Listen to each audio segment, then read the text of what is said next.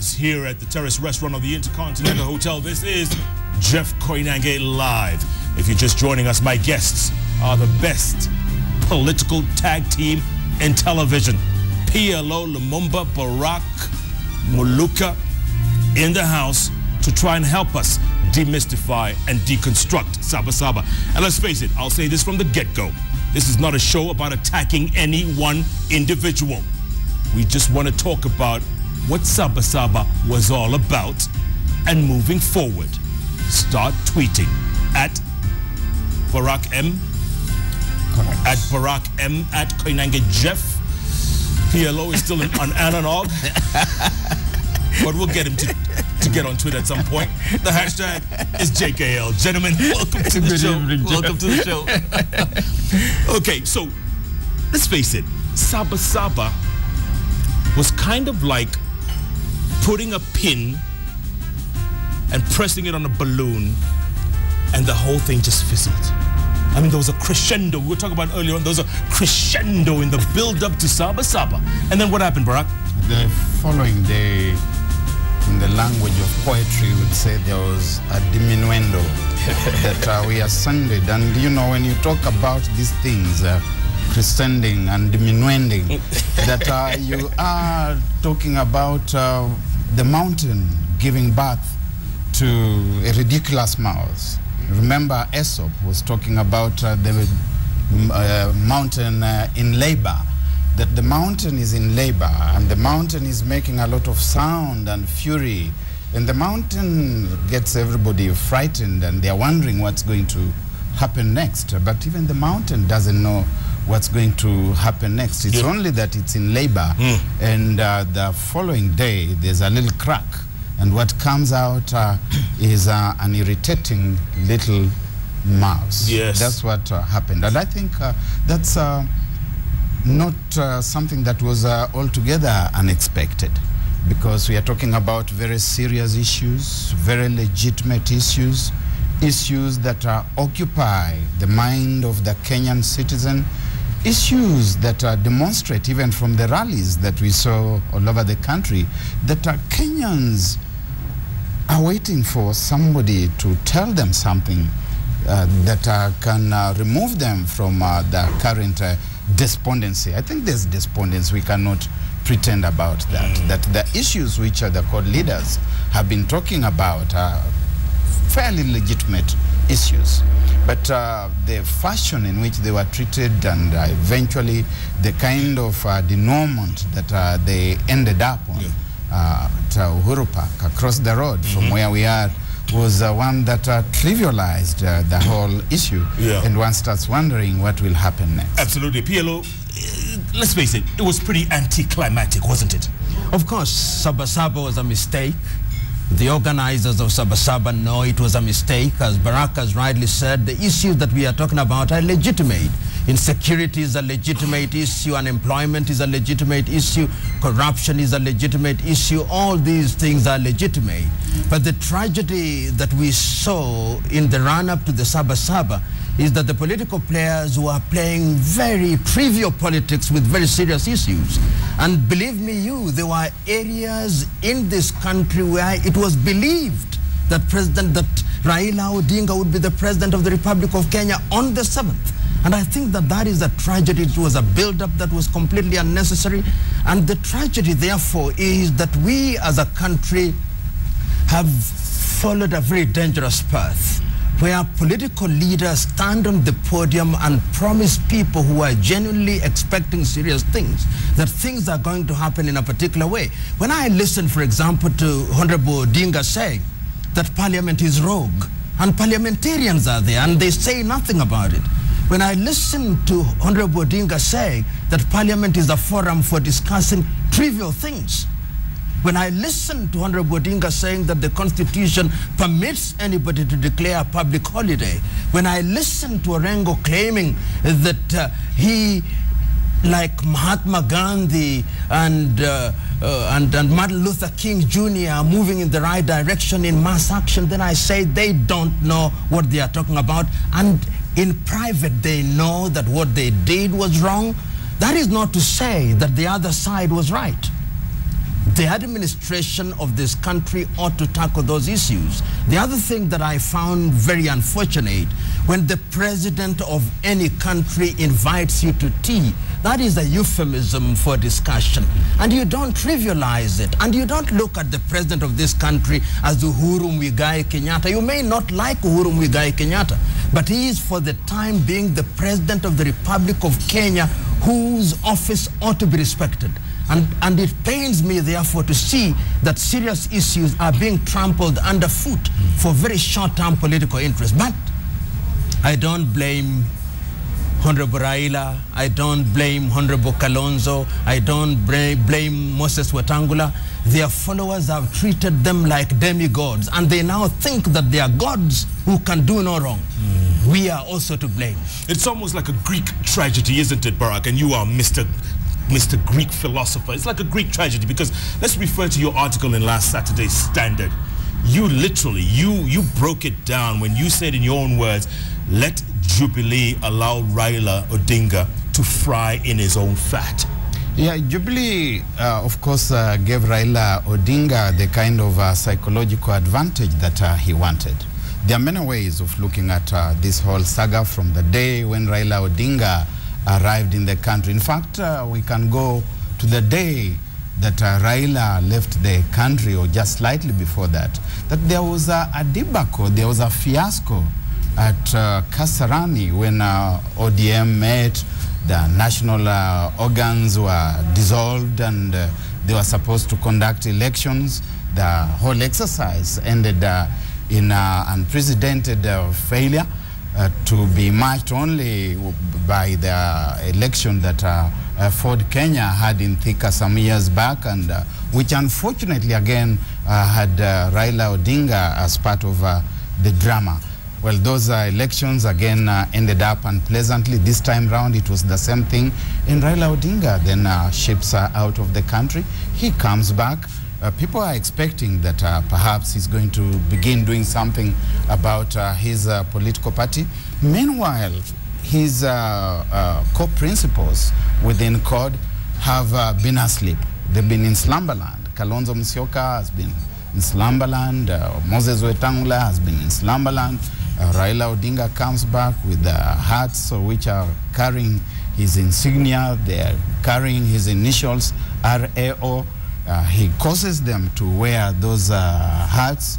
In other words, reconstructing himself and repositioning himself as the de facto leader of the CORD fraternity, that if there should be an election again on a CORD ticket, that he is the obvious torchbearer, because in any event, Kalonzo Musyoka has already put on that cape. And you start saying very clearly from where I was as a communications person that it's about branding Raila. It's not about branding anything else. But you're using very legitimate public concerns and grievances as the platform, as the oil that is lubricating this whole exercise. Yeah, let me take, it's a tragedy. PLO, let me ask you this. I mean, it's almost like, if I could use a metaphor, CORD is almost like the Brazilian team yesterday against Germany. One man is removed from that team and the team disintegrates, literally. But that is the truth. Without Honorable Raila Odinga, there is no CORD. And Barrack has put it very well. In his absence, nothing happened. There was confusion within the ranks. And whether it was in his home base in Nyanza or throughout the Republic, it was quite clear that in his absence, we don't have an institution called CORD. And when he comes back rightly, in an attempt to re-engineer and to rebrand, he identifies legitimate issues. Because these things are not new. Myself, John Githongo and Tom Boyer wrote about them to Honorable Kenyatta a few years ago. Many have been talking about them. They are not new things. The only thing is that in an attempt to re-energize CORD and to prepare Honorable Odinga, in my view, for another stab at the presidency, you used legitimate issues as a raft upon which to ride and to dock at the port of hope of the many Kenyans who are his followers. And the tragedy of this approach, therefore, is that CORD does harm itself. How does it harm itself? Because the commodity they are selling is hope to the hopeless. And they are promising Kenyans things that they know they cannot deliver. They are trying to delegitimize. And this is why I accept that Honorable Kenyatta did the right thing. The forum for negotiation and discussion in a democratic society is parliament. That is why parliaments were created. And in any event, when you hear anybody saying we want to go outside of parliament, they want to delegitimize constitutional institutions as they did in Benin in 1992. And once you delegitimize them, then they become rubber stamps to implement what has been decided outside of parliament. The logical step is a transitional government. The logical step is an election. And that, in my view, is the subtext of what CORD wants, but they don't want to say it because they know that it will not sell. But it's the subtext. In the unguarded moments, if you talk to them, and to my credit, and all of them will say, I've written to Honorable Raila, I've written to Honorable Kalonzo, I've written to Honorable Wetangula, telling them that this is your subtext. Tell Kenyans what you want. Barrack, do you think at the end of the day, at the end of Sabasaba Day, were CORD supporters disappointed? Naturally. Remember, I started with the analogy of the mountain giving birth to a little ridiculous little mouse. That people were expecting something momentous, only they didn't know what it was. I think that by the time they were getting to Uhuru Park, and as they were riding to Uhuru Park, the people didn't quite know what to expect, apart from that something very major and something very good was going to happen. And they were waiting every moment for that good thing to happen. And it never happened. And I think that even the leaders went to Uhuru Park without a very clear indication and knowledge of what would happen. Perhaps they went to Uhuru Park waiting for the people to lead them, and the people went to Uhuru Park waiting for the leaders to lead them, because we were hearing of examples from Sudan, we were hearing examples from Egypt, from Syria, and we even heard at some point, and quite frightfully so, about a march to State House. I think people said such things. Yeah. And I sat on this bench with my good friend Hassan Omar Hassan, and took him to task over those kinds of pronouncements. Now, when you make such pronouncements, there are people who, in their innocent naivety, start believing that actually you're going to do a march to State House, and they start believing that Raila Odinga is going to liberate us, and they start believing that the liberation is going to be on the 7th of July. So they come to this place on the 7th of July expecting that that is going to happen. So the people had hope. Raila Odinga got them to believe that he had the answer. And the day came, he did not deliver the answer. So the only thing that one can say may have worked is number one, that the 7th of July, the place was more or less paralyzed. PLO, let me ask you real quick. Are Kenyans that gullible? This wildebeest mentality of waiting by the side of the river until that bull crosses over. Are we that gullible? Are we that dumb? No, we are not that dumb, but there is a sense in which sometimes in our desperation we believe that certain things will bring instant coffee solution to our problems. And the short-term interest of the politicians is such that they lead us to believe so. And remember, this is a very ethnicized community, very ethnicized politics, so that when an ethnic leader tells his population that we are going to move in a particular direction, and let us be blunt about these things, CORD is an assembly of Luos, Kambas, and a good number of Luyas, just as TNA or Jubilee is an assembly of Kalenjins and Kikuyus. That is what we don't want to say, but we must speak the truth. So when people behave that way, then they believe that their tribe is going to be liberated in that way, even those who have gone to school. If you look at the analysis, the professor who is a subscriber of CORD ideology will reason in the same way as anybody in the streets, the same way with Jubilee.